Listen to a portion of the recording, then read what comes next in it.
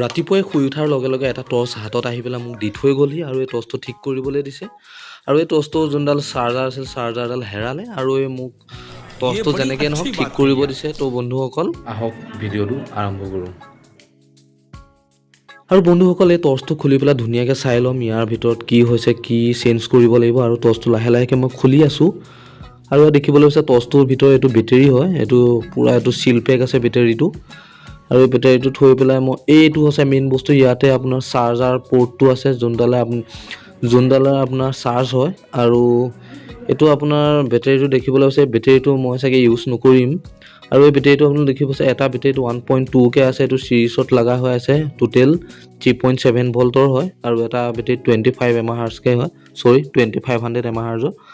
আৰু এইটো বন্ধু দেখিবলৈ হৈছে এইটো খোলাটোৱে বহুত টান হৈছে আৰু এইটো মই চিন্তাত পৰি গৈছোঁ এইটো কেনেকৈ খোলোঁ। আৰু তাকে ভাবি লাষ্টত আইডিয়া পাইছোঁ বাৰু, আহক চাওঁ কেনেকৈ কি কৰিব পাৰোঁ। আৰু এখন ব্লেড লৈ পেলাই মই ইয়াক খুলিবলৈ চেষ্টা কৰি আছোঁ আৰু আহক এইটো চাওঁ খুলিব পাৰোঁ নে নোৱাৰোঁ। আৰু লাহে লাহেকৈ মই ইয়াৰ কিনাৰতে খুলি আছোঁ। ফাইনেলি এইটো লাহে লাহে খুলিবলৈ ধৰিছে, এইটো দেখিছে মই এইটো খুলি ল'লোঁ। আৰু ইয়াৰ ভিতৰতে এইটো চাৰ্জিং পৰ্টটো আছে আৰু এই চাৰ্জিং পৰ্টটো আঁতৰাই মই এটা চাৰ্জিং পৰ্ট মোৰ ফালৰ পৰা লগাম, মোৰ তাত এটা আছে বাৰু। আৰু দেখিবলৈ হৈছে LED পইণ্ট দুটা আছে, এটা ৰেড কালাৰ এইটো হৈছে পজিটিভ আৰু মই নিগেটিভটো এইটো ৱায়াৰডাল লগাব লাগিব চল্ডাৰিং কৰি পেলাই। তো এইটো মই চল্ডাৰিংটো কাৰেণ্টত দি দিছোঁ, এইটো লাহে লাহে গৰম হ'ব দিছোঁ আৰু ৱায়াৰডাল ধুনীয়াকৈ চল্ডাৰ কৰি লওঁ। ইয়াত চল্ডাৰ কৰি লোৱাৰ পিছত এই টৰ্চটোত যোনটো ব্লেক পইণ্ট আছিলে নিগেটিভৰ তাত লগাই লৈছোঁ ৱায়াৰডাল। দেখিবলৈ পাইছে মই ৱায়াৰডাল লগাই ল'লোঁ আৰু এইডাল দেখিবলৈ পাইছে মই তাত লগাইছোঁ। ইয়াত লগোৱাটো অলপ কষ্ট আছিলে, তেওঁ লগালোঁ যেন তেন আৰু এইটো পজিটিভ আৰু নিগেটিভ হৈ গ'ল।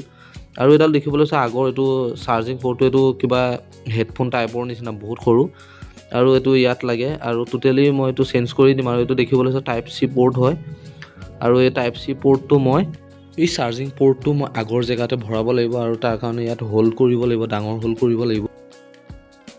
তো বন্ধুসকল এইটো মই ড্ৰিল মেচিন দি হোল্ড কৰি ল'লোঁ আৰু ইয়াতে চাৰ্জিং পৰ্টটো ভৰাই দিম।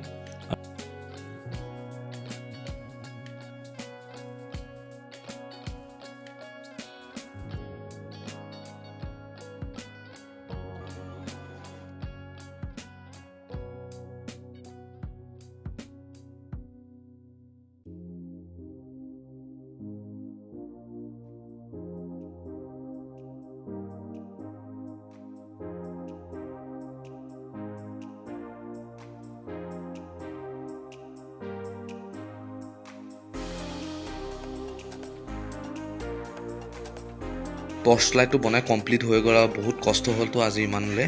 Bye bye.